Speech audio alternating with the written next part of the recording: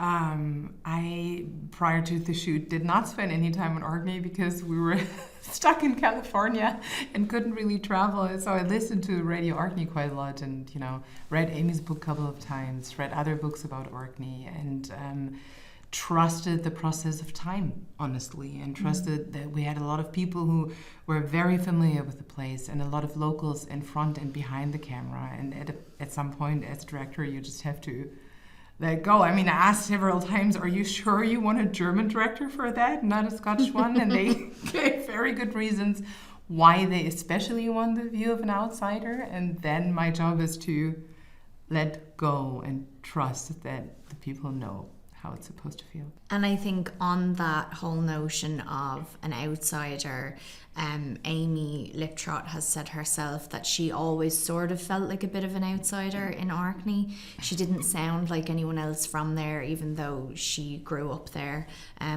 Both of her parents were English, and so she didn't sound like the other kids, which is something that I could totally relate to, because I was born in New York and then grew up in the Irish countryside and had a Dublin accent with Dublin parents, and so that whole notion of never quite being from one place, or the people around you not knowing where to put you, was something that I could really relate to. And accent has always been something that's very important for me in terms of finding a character anyway. And there was a period where we were going to really go deep into an Orcadian accent, but I think number one, it's just not accurate because that's not how Amy sounds. And also it's a really hard accent to get right. I think anyone who's not actually from there can't really do it justice. Lauren Lyle did an amazing job in our movie, actually. She did a great Orcadian accent, but I do think for the central character to use that accent the whole way through, it may have not sounded as authentic as I would have wanted it to. And the accent itself is sort of such a mixed bag of like Geordie, Nordic, Scottish, like everything.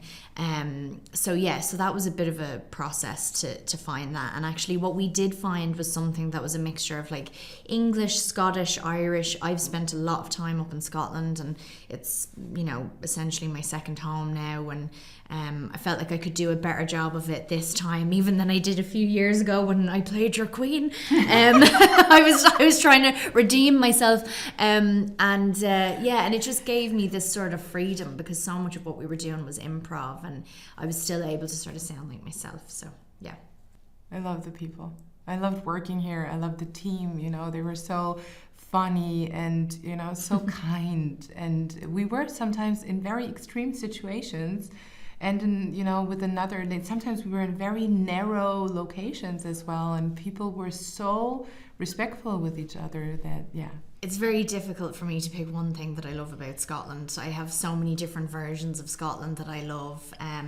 I lived in Edinburgh for a couple of years. I love the people. I love working with Scottish crew. I love that whether you're working with people who are from the city or the country, everyone has such a relationship and a respect for the land and the rural part of the country, because there's so much of this country that is so sparse and there's no one around, which is probably my favourite thing about it, is that you won't see another house for miles and miles. And I think for us to really embrace that with the Scottish crew and know that they were so proud of their place, they're so proud of their land, and I think they were so happy to be working on a movie that represented a real Scotland as opposed to like a shortbread tartan version. But it's like, this is, a modern day story set at home. So I was incredibly proud to be a part of that.